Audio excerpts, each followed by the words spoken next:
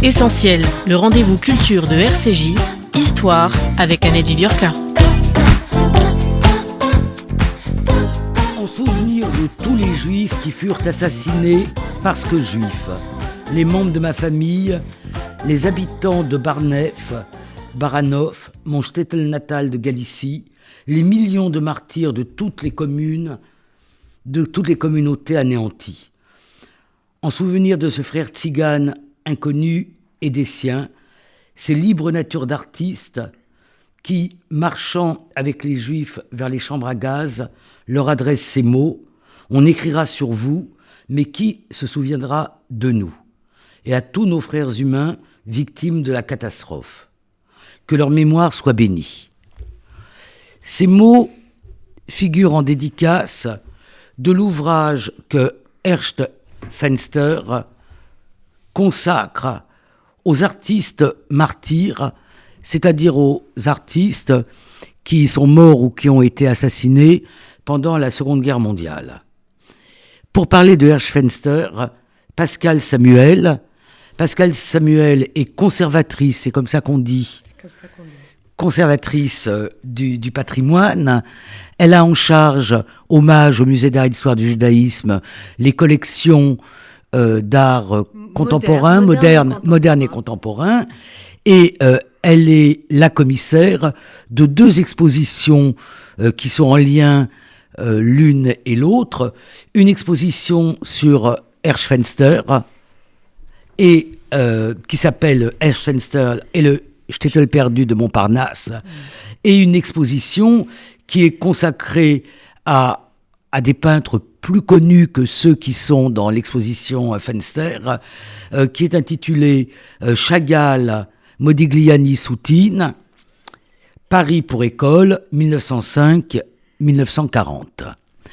Mais dans le temps même où s'ouvrent ces deux expositions, paraît la traduction du yiddish de l'ouvrage de Ernst Fenster, assorti d'un certain nombre d'articles et d'un appareil critique qui fait de cet ouvrage quelque chose de tout à fait passionnant, d'autant qu'il est magnifiquement illustré par des reproductions, en fait, en couleur, des œuvres de ces artistes. Et des portraits. On a vraiment souhaité les incarner. Et des portraits, c'est-à-dire beaucoup de photos qui rend finalement vivant, et c'était l'objectif de Fenster, qui est tenu pas loin de 80 ans après. 70 ans après. 70 ans après.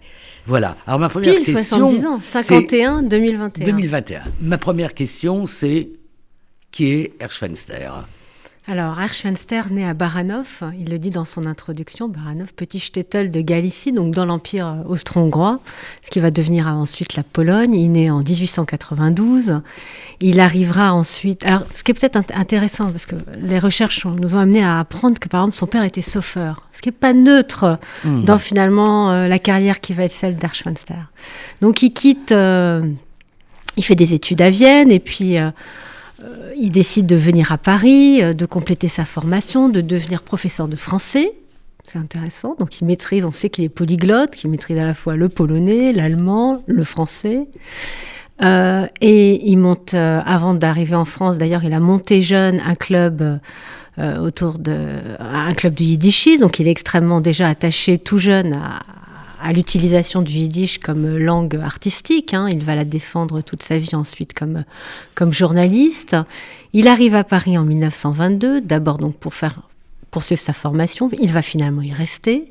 Il va travailler chez Chalomach, le grand écrivain. Il va à peu près travailler pour lui entre 1925 et 1931. Il va être son secrétaire.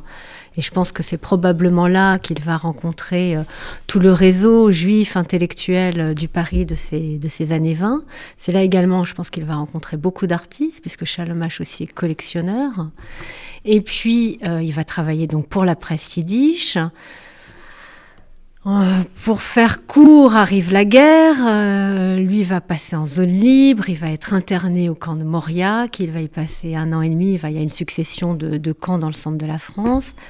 Il arrive en 1943 à finalement sortir, à rejoindre Saint-Gervais-les-Bains. Et de Saint-Gervais, il passera clandestinement en Suisse. Et c'est quand il rentre à Paris en 1945, seulement d'ailleurs en octobre 1945. C'est très intéressant de voir que le retour n'a pas été si facile. Quitter la Suisse, récupérer ses papiers d'identité, ça a été, on le voit dans le dossier administratif des archives suisses, toute une histoire. Il rentre à Paris, il recherche ses amis artistes. Il le dit dans sa préface, je suis retourné à Montparnasse, j'ai cherché mes amis qui avaient survécu à la grande catastrophe. Et là, il souhaite leur rendre hommage et il va consacrer donc 6 années de sa vie à faire une enquête sur les artistes disparus. Alors, vous avez refait en quelque sorte l'enquête. Qu'est-ce qui vous a permis de retrouver l'histoire de ce livre et la façon dont il a été fabriqué ? Alors, on avait la chance hommage, je crois que le déclencheur, ça a été ça. C'est-à-dire qu'on a la chance hommage d'avoir les archives du livre. Les archives nous ont été données donc, par Ariel Fenster, son fils, qui vit aujourd'hui au Canada. Et dans les archives qui nous avaient été données, on avait des courriers, des témoignages, des notes qu'avait pris de Fenster pour la réalisation de son livre, d'abord. Donc, on comprenait quel a été son process de travail. Et puis, on avait dans les archives son matériel d'impression, c'est-à-dire qu'il avait gardé les plaques de photogravure, parce qu'il a toujours espéré que son livre pourrait être traduit dans une autre langue. Et donc, tout ce matériel nous est arrivé. Et pour les plaques de photogravure, ça nous a été donné dans des boîtes à Matzot. Ça ne s'invente pas un truc pareil. C'est-à-dire, on a encore conservé les cartons avec le matériel d'impression dans ces boîtes Rosinski. Ça, c'était quand même la blague. Qui fabriquait toujours le meilleur fabricant de Matzot pour les Eshkanaz. Voilà, ça ne s'invente pas. Et alors, ce qui était formidable, c'était de comprendre qu'il avait, pour son livre, il a travaillé non pas en historien, non pas en archiviste, il a travaillé en journaliste. C'est-à-dire qu'il a demandé, il a collecté de l'information auprès des survivants et surtout, il a collecté de l'information auprès des artistes. Donc, c'est un livre aussi où des artistes vous parlent de leurs copains artistes. Ça n'existe pas. Il n'y a que Vasari qui parle de ses copains artistes. Oui, parce que les artistes aiment bien parler d'eux-mêmes en général. Oui, et puis il y a le métier de critique d'art qui est là pour ça. Pour ça, oui. Mais c'est pour ça, son livre, il le dit dans son introduction, je ne suis pas historien, je ne suis pas historien de l'art. C'est un livre qui vient du cœur. Voilà. Et c'est aussi pour ça qu'il le fait en yiddish, parce que c'est la langue artistique qu'il a choisie et qu'il a revendiquée.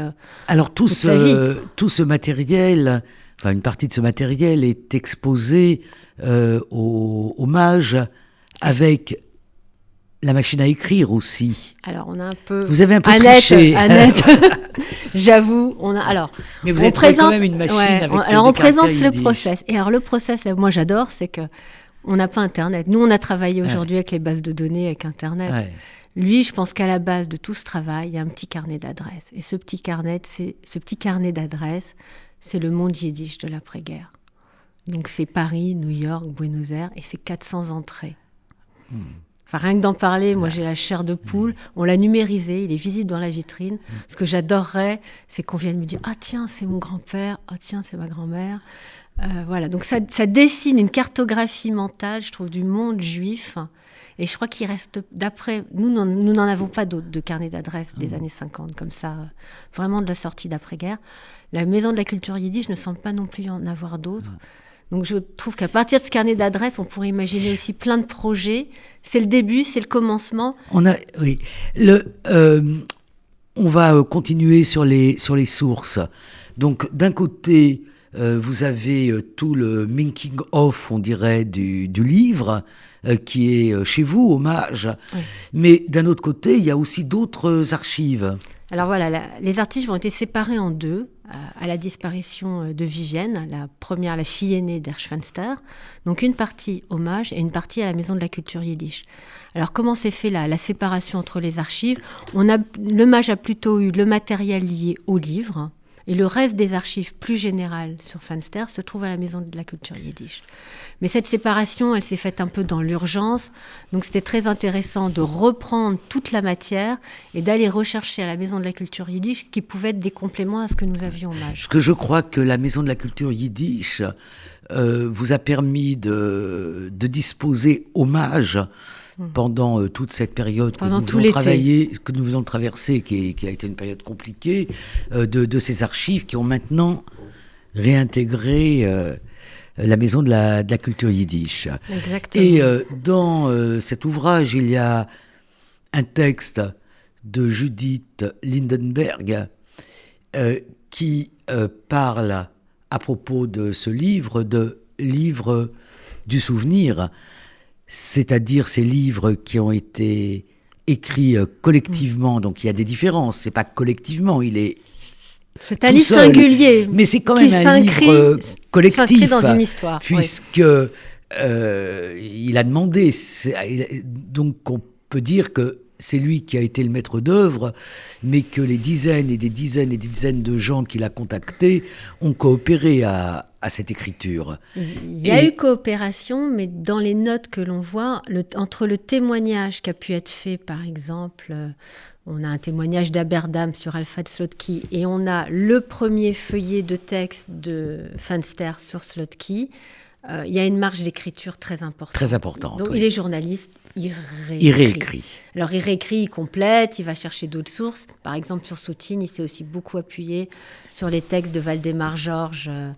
La première monographie qu'il avait faite d'ailleurs sur Soutine dans la collection du Triangle qui s'appelle Les artistes juifs. Voilà, il a quand même pris d'autres sources et puis il a réécrit.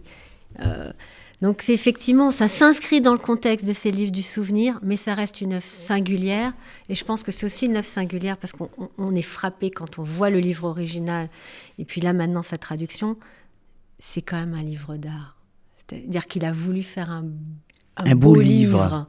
Il a même sans moyens, il a soigné son objet, il a été sollicité Chagall pour un poème d'ouverture. Il a demandé à Arthur Cohn. Un poème qui est magnifique. Et si vous me permettez, dans l'exposition Chagall, Soutine, Modigliani, c'est pas tout à fait l'ordre, mais bon, c'est pas très grave.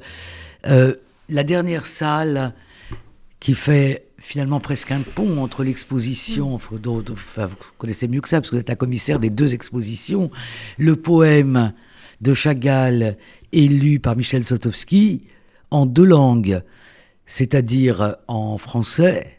Ou même on devrait dire en yiddish. Voilà, et en yiddish. Et il y a quelque chose de bouleversant. Et on peut aussi le lire, puisqu'en même temps, il est lisible sur un des murs du musée.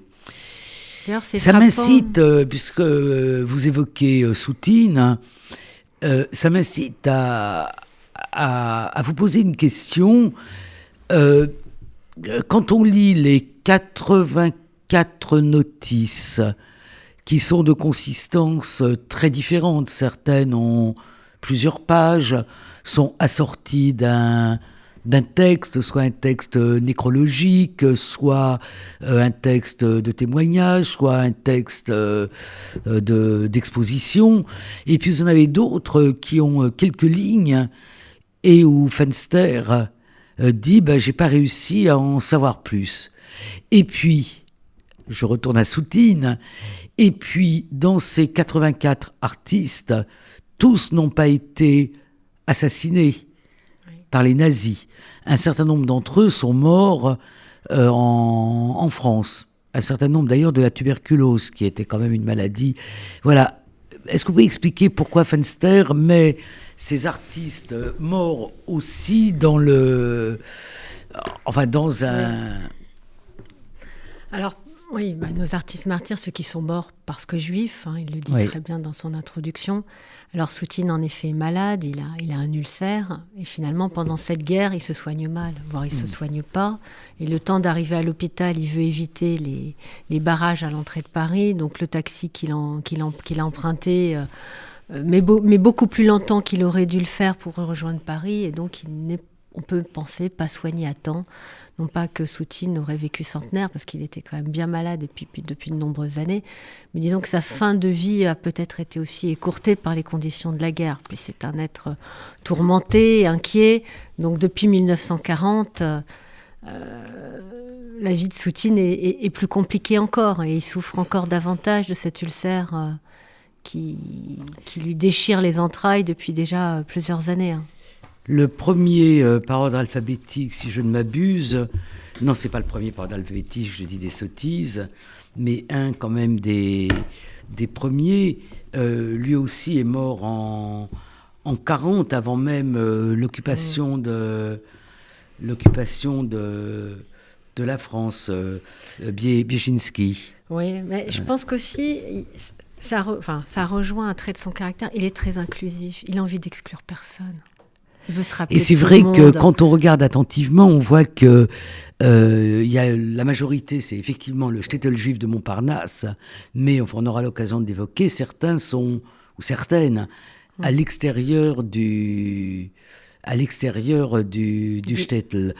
On va revenir à Soutine. Bon, moi j'ai le souvenir de l'énorme exposition Soutine à Chartres il y a beaucoup d'années. Soutine, Modigliani, Chagall, bien évidemment, ce sont des artistes qui ont une grande Ils ont marqué le notoriété, siècle. qui ont marqué le siècle. Et on est content de les voir hommage, mais ce sont des artistes qu'on a vus, qui sont dans les grandes collections de musées. Alors, qu'est-ce qu'il est advenu de l'œuvre de la majorité des autres ? Alors, alors peut-être quand même un mot. À la fois, moi, ce qui m'a beaucoup touchée dans le travail de Fenster, il est inclusif. Je voudrais juste revenir là-dessus parce que dans l'introduction, c'est un hommage aux 6 millions de Juifs, mais c'est aussi un hommage aux Tziganes. Absolument. En 1951, la manière dont il tourne sa phrase est sublime. Absolument, qui est magnifique, oui. Il ne fait aucune hiérarchie entre les artistes. C'est un ordre alphabétique pur et dur. C'est un ordre alphabétique qui est un peu compliqué Yiddish. pour le lecteur français parce que c'est le yiddish et donc l'alphabet hébraïque. Comment dire, par respect de l'ouvrage se présente avec quelques textes d'introduction en avant et puis quelques notes après, mais l'ouvrage est tel qu'il traduit en français, tel qu'il est, ou tel que Fenster l'a fait. Voilà, il y avait de la part de Juliette Braillon, la directrice d'édition, vraiment la volonté de respecter cette mémoire de Fenster. Et donc, pas d'hiérarchie entre les artistes, les grands, les petits. Même et quand on a trouvé peu de choses, on sait rien.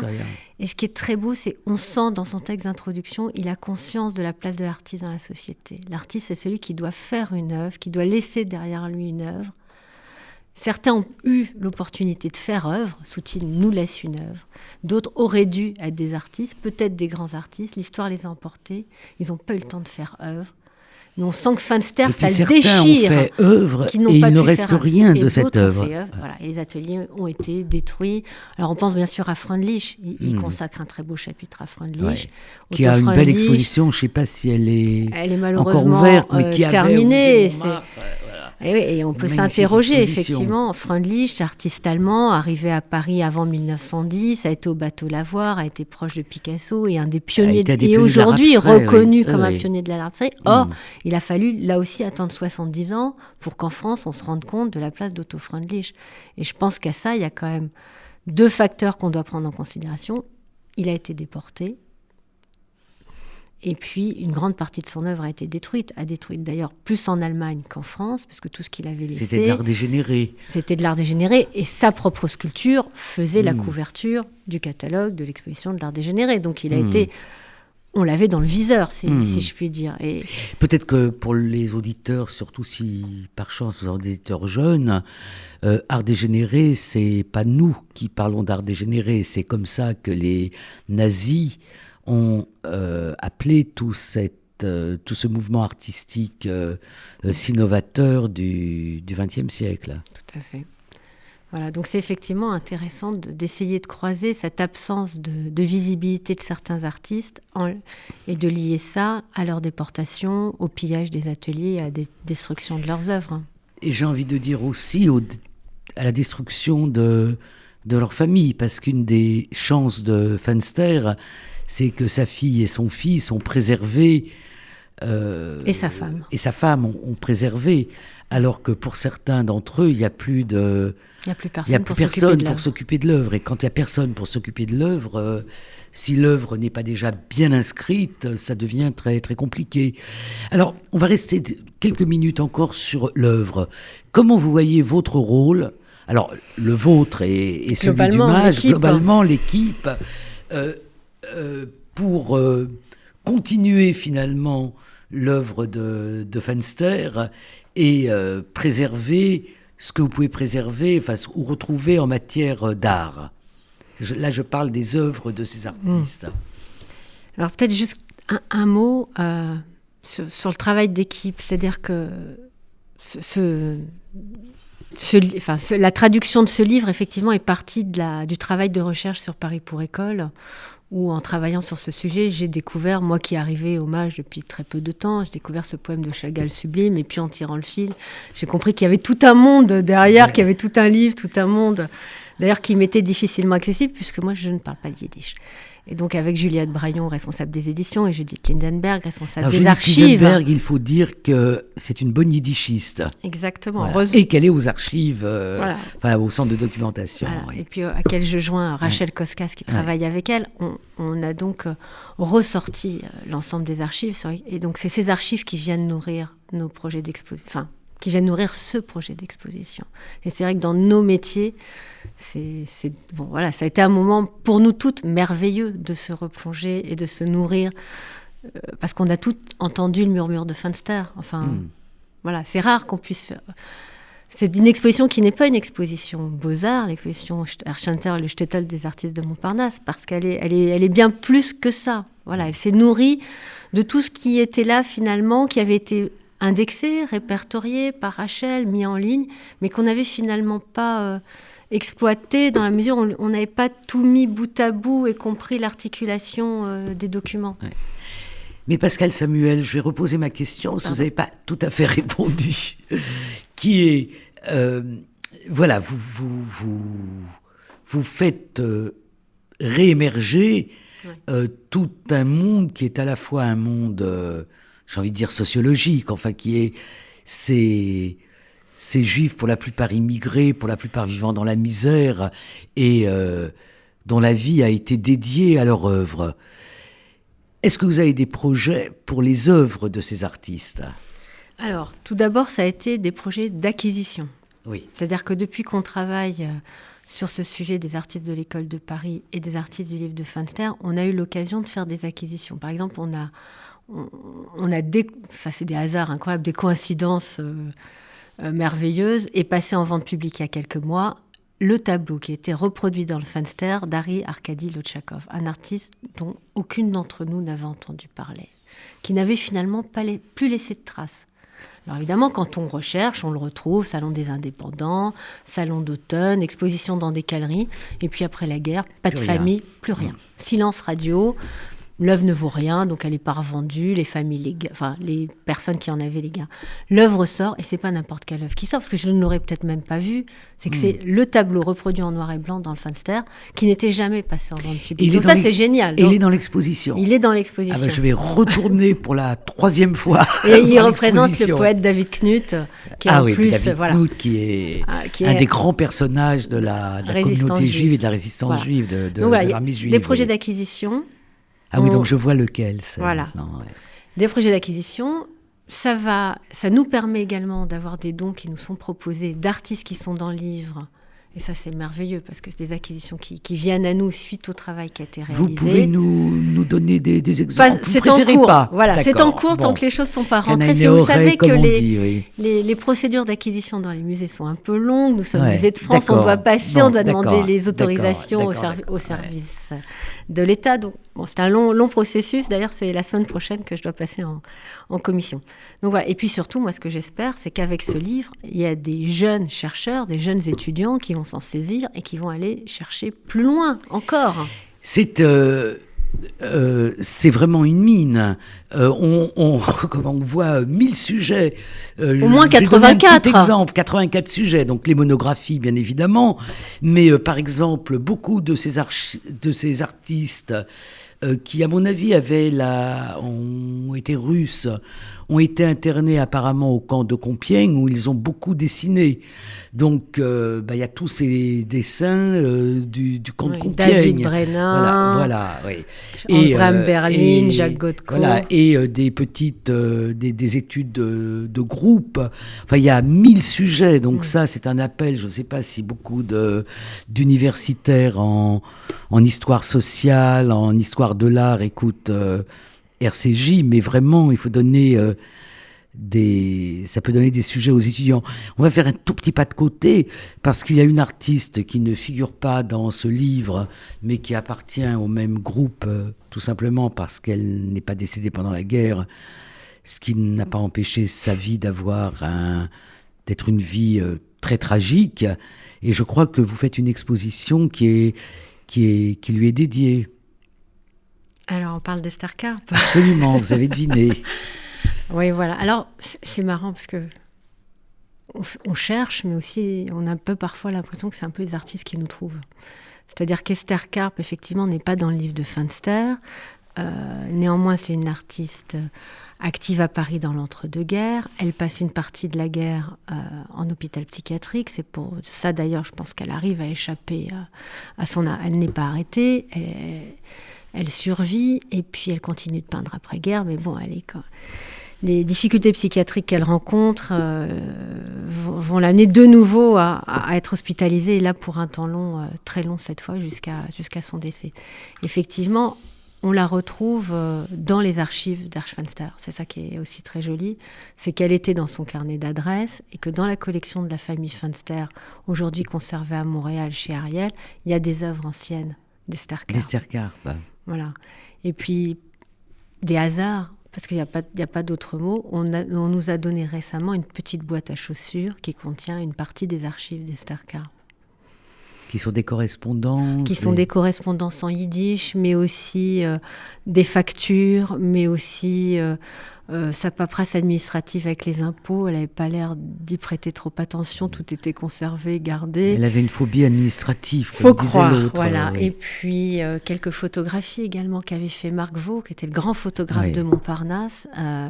Elle a été l'artiste la plus photographiée par Marc Vaux, ce qu'on a du mal à expliquer, peut-être parce qu'elle lui a donné un coup de main. Moi, j'aimerais croire à cette hypothèse. Je ne crois pas trop à une histoire d'amour, mais je crois plutôt à l'hypothèse qu'étant fille de photographe, elle a dû un peu se servir du matériel et elle arrive à faire sur le même cliché 6-7 tableaux représentés. Donc c'était une économie importante. Donc oui, le MAJ va préparer une exposition sur Esther Karp qu'on fera l'année prochaine au sein même de nos collections. Parce que l'idée, c'est ça, c'est que nos salles dédiées à l'art du XXe siècle ne soient pas des salles permanentes totalement, mais des salles avec des rotations régulières, et que ça permette tous les ans ou tous les 6 mois de refaire sortir un artiste, de remontrer ou de montrer des nouvelles acquisitions, d'essayer de jeter un nouveau regard. Alors on va regarder certaines de ces notices, et je vous ai demandé de choisir les artistes dont vous aviez envie de parler. Enfin, vous auriez eu envie de parler des 84, mais d'en choisir quand même... Alors, le premier, c'est le cercle rapproché. Parce que Fenster n'a pas connu ces 84 artistes, mais il en a quand même bien connu quelques-uns. Et parmi les artistes qui lui étaient très proches, par exemple, on a Jacob Machnik, qui naît en 1905 à Łódź, en Pologne, et qui est le grand copain. Alors quand je dis le grand copain, c'est-à-dire qu'on le retrouve sur les photos des dîners qui ont pu être prises chez Fenster en 1938, puis après on en reparlera peut-être au foyer amical en 1939. Et puis Hersch Fenster et Jacob Machnik étaient partis en 1937 en Pologne pour une grande campagne, on pourrait dire ethnographique. Ils avaient le projet de faire un livre ensemble sur les anciennes synagogues de Pologne. Ils avaient l'intuition déjà que ce patrimoine allait disparaître. Jacob Machnik voulait le dessiner, le peindre. Aussi de Wiśniak, une très belle exposition. Et Wiśniak, c'était une entreprise communautaire organisée, pensée. Mais pratiquement toutes les photos qui servent à illustrer la vie juive de Pologne dans les années 30 sont les photos de Wiśniak. Donc c'est un peu le même mouvement, sauf qu'ils le font tous les deux. Ils le font tous les deux en 1937. Ils ont le projet de faire un livre, mais là, je pense qu'aussi, probablement, ils n'ont pas trouvé les moyens de le financer. Et ce qui était intéressant, en tout cas pour nous, Hommage, c'est qu'on avait reçu en don, déjà il y a quelques années, un ensemble de petits dessins de Maśnik, de Jacob Maśnik, représentant une partie de ces monuments polonais. Donc on pouvait comme ça retracer aussi par où il était passé, quels monuments ils avaient vus. Et donc dans la notice que Fenster consacre à Maśnik, il peut parler vraiment de l'homme avec le cœur, il peut parler de l'homme qu'il a connu, à la fois il en parle sur le mode personnel, et puis également il peut parler de son travail, parce qu'il l'a suivi de près. Ils ont été vraiment des compagnons, ils ont fait un bout de chemin ensemble. Et puis dans les archives conservées à la Maison de la Culture Yiddish, on a donc des échanges de lettres en 1940, 1941 et 1942 entre Fenster et Maśnik. Et quand Fenster va réussir à avoir une autorisation de sortie du camp d'internement où il se trouve, il va passer dans la clandestinité, il va prendre des faux papiers, il va rejoindre les Pyrénées, et qui y retrouve les Maśnik. Donc il y a un lien très fort entre les deux familles. Et ça, on le perçoit dans la notice, parce qu'effectivement, la notice est riche, abondante, très personnelle, alors qu'il y a des notices qui sont plus exhaustives, plus froides, où il y a beaucoup plus de distance entre l'écrivain et l'artiste dont il parle. Et alors, pour illustrer l'œuvre de Maśnik, vous avez beaucoup en dehors des dessins de synagogue, est-ce que vous avez au musée des œuvres de Maśnik ?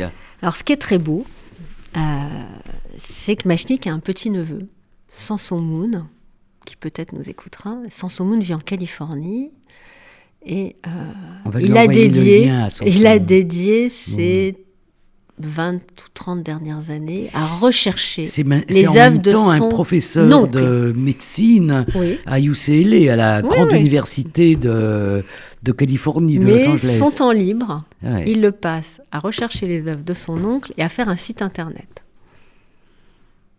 Et donc, quand on lui a parlé du projet, il a été extrêmement emballé. Il m'a dit « Pascal, c'est tout ce que vous voulez, je vous envoie. Dites-moi ce que vous voulez, je vous envoie. » Voilà. Donc, il a eu la gentillesse de nous prêter à la fois un autoportrait de Maśnik et puis un portrait de Wolf-Jeworka. Alors bon, je vais le dire, quand même, que Wolf-Jeworka est mon grand-père, qui était un écrivain yiddish, journaliste, et que dans la correspondance de Fenster à la Maison de la Culture Yiddish, il y a aussi des correspondances, des lettres de Wolf-Jeworka.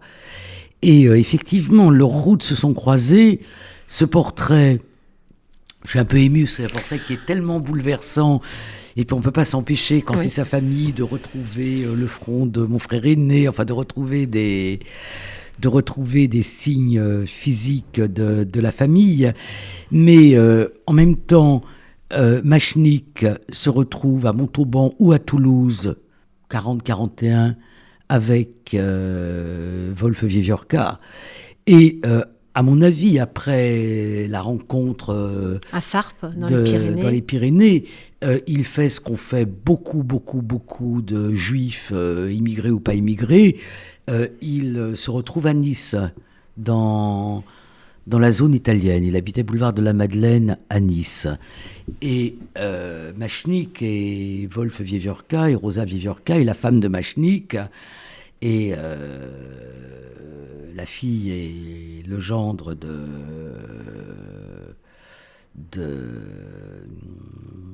Guitelev Jeworka ont été déportés par le même convoi, le convoi 61, qui est aussi le convoi d'Arnaud Klarsfeld, le père de Serge Klarsfeld. Donc, on voit tous ces liens qui sont tissés entre, parfois j'ai envie de dire, des peintres yiddish. Mais la peinture n'est pas une... le langage de la peinture est autre. Mais ce sont malgré tout ces peintres, et ça a créé une société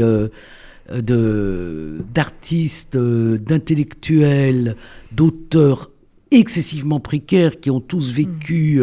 Maintenant, on en a la nostalgie parce qu'il y a une telle solidarité qui se dégage, une telle vie intellectuelle, et on a tendance à oublier que la vie a été très difficile pour eux. Oui, et quand j'ai travaillé sur l'exposition Paris pour école, j'avais cette intuition on parlait yiddish sur le trottoir à Montparnasse, mais je trouvais pas. Je trouvais pas la matière pour le dire. Alors après, dans les années 20, il y a des publications magnifiques, Raliasra, tout ça, mais je trouvais pas le murmure. Et ce murmure-là, il est dans le livre de Fenster. On comprend que dans les ateliers de Montparnasse, dans les troquets, les bistrots sur le trottoir, on parlait yiddish. Ça se sent, on le comprend. Et puis en plus, Fenster est précis. Il nous dit où l'artiste vit. Donc on peut faire vraiment la cartographie. Le café qu'il fréquente, si c'est le Dôme ou la Rotonde. On a toute la géographie yiddish, du monde yiddish. De ces années 30. Parce qu'ils ne vivent pas... certains vivent près, ont leur atelier, je pense... 14e, 15e... Rana Kowalska, par exemple, qui a l'atelier qui habite pas très loin de Montparnasse. Mais beaucoup d'entre eux vivent autour de la place de la République ou ailleurs, quoi. Alors, je voudrais juste dire un mot très beau, si vous me permettez, parce qu'on parle de Machnik, après on va peut-être le quitter. Dans les archives de la Maison de la Culture Yiddish, dans ce qu'on montre dans l'exposition, par exemple, il y a une lettre magnifique qui est envoyée, ça doit être une lettre de 42, j'ai plus le mois en tête, où Sonia Machnik écrit à Fenster, et elle lui dit... je n'ai pas reçu tes lettres, donc on comprend qu'il y a une correspondance quand même abondante.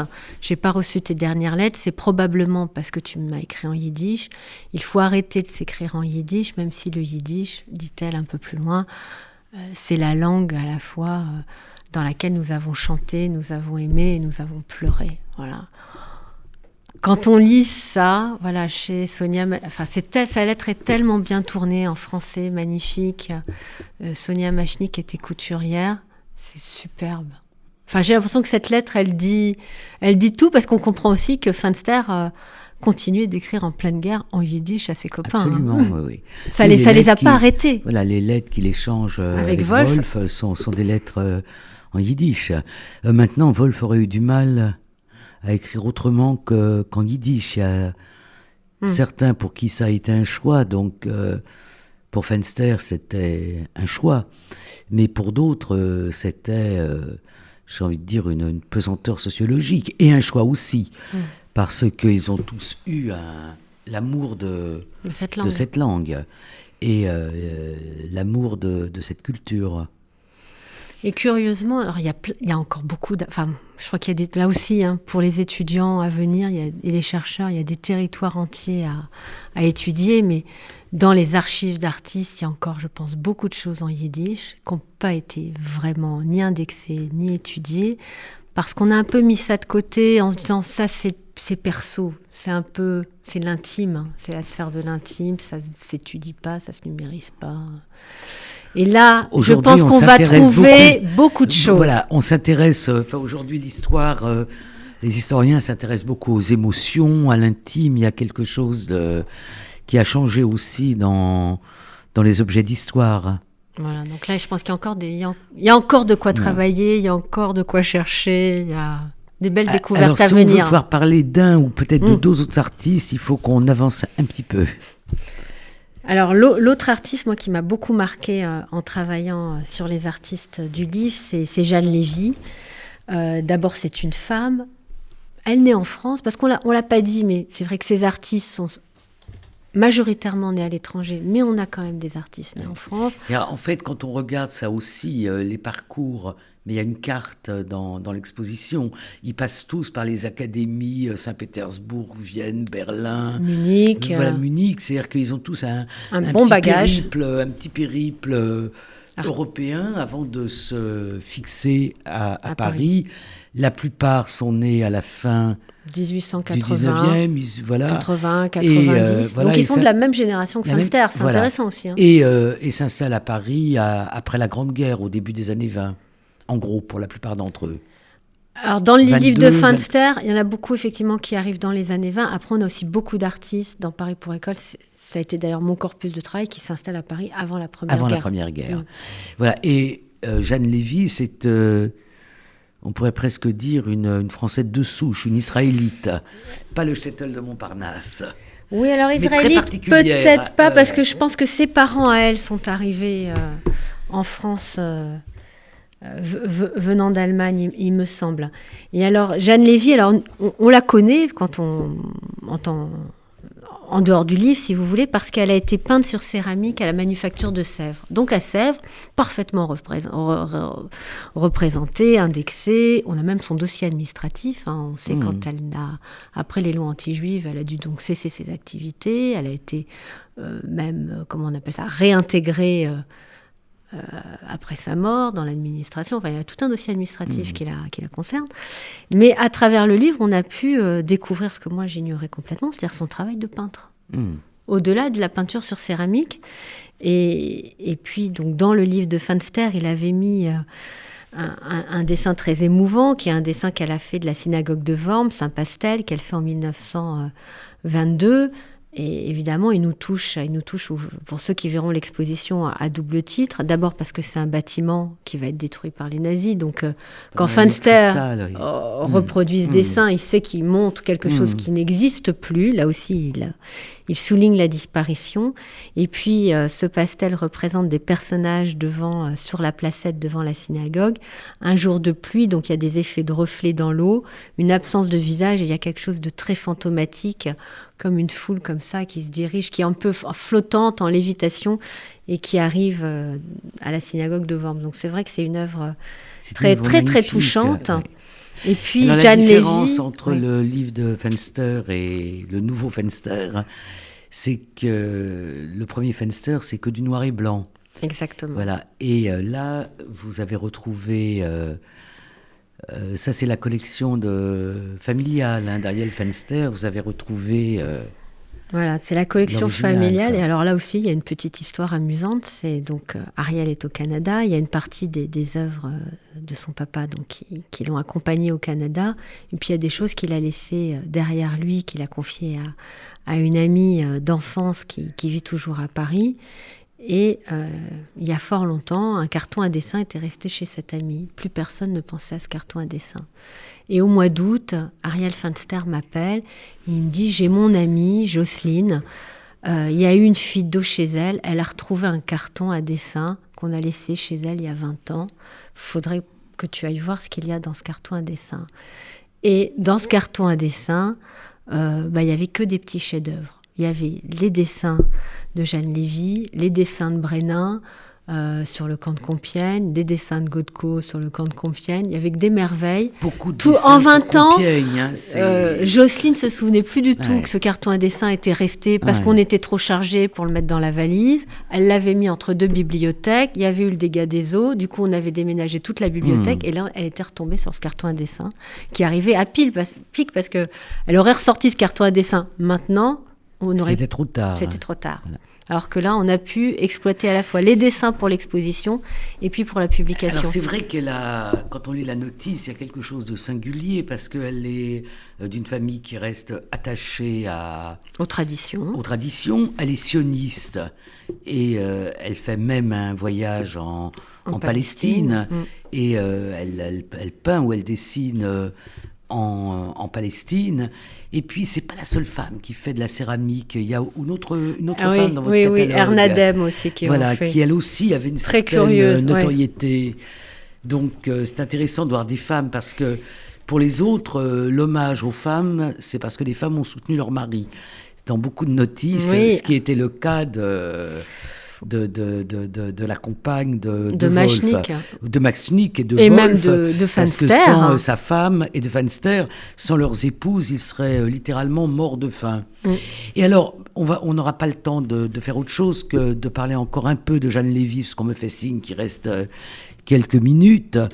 Elle est connue, entre guillemets, voilà, ceux qui s'intéressent à la céramique connaissent la céramique et les autres connaissent. Alors elle laisse 5 aquarelles étonnantes, formidables du camp de Drancy. Voilà, Et qui aussi sont des conservés portraits- au et aussi des mémorial. portraits, Et aussi hein, des et aussi portraits, des portraits. exactement. Mais ce qu'elle fait à Drancy, c'est étonnant, incroyable. Tout en couleur, tout en délicatesse. Elle va représenter le quotidien dans l'inframince, dans comment dire, dans les petits objets de la toilette, dans la cuisine sommaire, dans la couleur du gilet porté par une autre détenue. Enfin, c'est incroyable. Ces dessins sont juste, absolument formidables. Et ils sont en plus en très bon état. Et le mémorial de la Shoah a eu la gentillesse de nous les prêter. Alors, rapidement, le troisième que vous avez choisi, dont on n'aura pas le temps de parler, est-ce que vous pouvez oui. synthétiser en 3 mots. En 3 mots. Merci de me laisser au moins le temps de m'en Voilà. parler. C'est Sber. Alors, est-ce que je vais retrouver mon petit papier ? Ah, Sber, formidable. Artiste polonais. Il arrive au milieu des années 30 en France. Très bon graveur. Très bon graveur. Il est arrêté au moment de la rafle du billet vert, donc en mai 1941. Il est envoyé à Beaune-la-Rolande. Il va y rester pas loin de 18 mois, donc jusqu'en juillet, mai, juin, juillet, non, pas 18 mois, ça fait 12, 13, 14, 15 mois. Il va rester 15 mois à Beaune-la-Rolande avant de partir à Pithiviers, puis après d'être déporté à Auschwitz. Et Sber va faire 18 portraits de ses co-détenus, donc des hommes qui sont dans la même baraque que lui, donc probablement arrêtés en même temps que lui à la rafle du billet vert, donc des juifs étrangers. Ils ont entre 18 ans, 55 ans. Les portraits sont d'une beauté classique formidable. Ils sont très très beaux. Conservés où ? Alors ça a été donné il y a 20 ans, hommage. Par Madame Furmansky. Ah oui, je tiens à la parce que là aussi ça fait le lien avec Fenster. Dans le chapitre que Fenster consacre à Sber, il y a un long témoignage d'Isaac Furmansky, qui était président de l'association des anciens déportés. Si ma mémoire est bonne, Furmansky a été déporté et il revient. Il est revenu. Voilà.